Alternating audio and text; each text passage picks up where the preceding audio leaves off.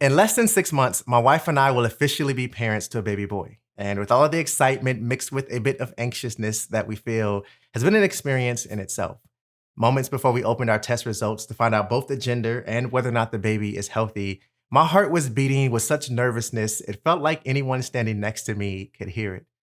The baby is healthy, by the way, so that's a blessing.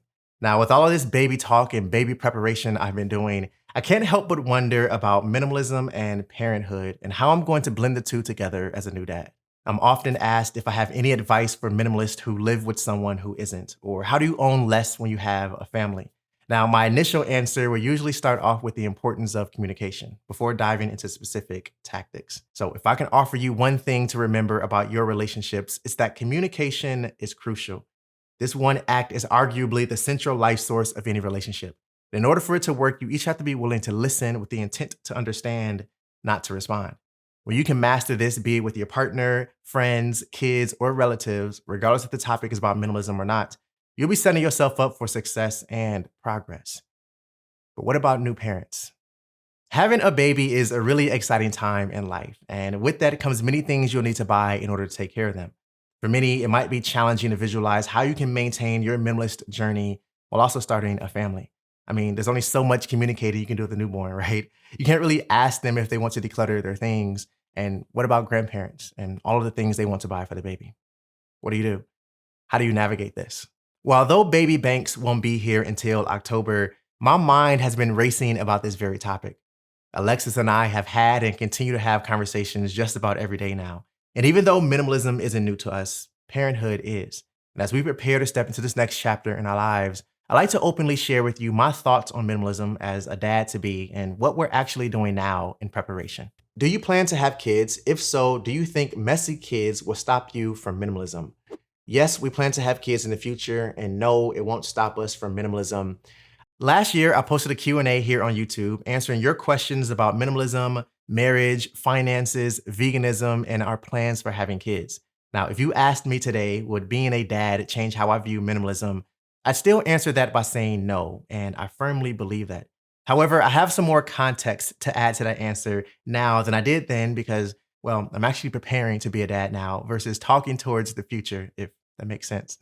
Now, the first thing we're doing in preparation for this little one is we are prioritizing our own set of values and rules. As I'm sure you're aware, minimalism is talked about by many with varying perspectives. And regardless of which definition you subscribe to, personally, my perspective and approach to minimalism is very practical and straightforward in nature. I don't believe in the templated one-size-fits-all view of this lifestyle. I also understand that it's about so much more than just our physical possessions. And for that reason, I believe our transition into this next chapter of life and parenthood, while choosing to own less, will go smoothly. Now, one of our rules to living a completely clutter-free life, even as our family grows, is being our own gatekeeper, which is all about developing the right habits to help us consume more mindfully and not give things the privilege of entering our life just because, especially if it doesn't add value to either of our lives or more so now our family's life, because it's about more than just Alexis and Hi Now. Now, if you want to know all 5 rules to living a completely clutter-free life with clarity, then go ahead and download my Clutter to Clarity quick guide over at my website at ronaldlbanks.com/quick guide. And you'll learn the exact rules we're following to live and maintain a clutter-free life. Now, beyond prioritizing these couple of rules we set for ourselves, during the last month or so, we started to go through our stuff with more focus and intention to see if there's anything we can let go of as we proactively declutter before the baby comes. Not gonna lie though, it's been a while since either of us did a massive declutter. The last time I did something like this, I had hair and a big red couch in my living room. If you've been around the channel long enough, you've probably seen quite a few of those old videos. Now, the reason it's been so long since I've set time aside to declutter in bulk is because for the last couple of years, I've simply decluttered as I live, which you've probably heard me talk about. This simple daily action has made it really easy for the both of us to keep our clutter under control. And therefore, this massive decluttering event we wanted to have in an effort to make more room for the baby actually turned out to be a pretty quick event in the grand scheme of things. Alexis told me the other day that she didn't know what else we should go through and let go of. So rather than continue our efforts in that direction, we pivoted for the time being. And instead, for the last couple of weeks, we spent some time researching and planning.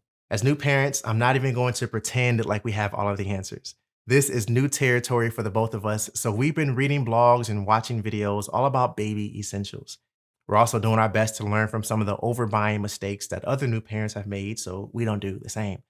However, I will say that not every baby, family, and living conditions are exactly the same.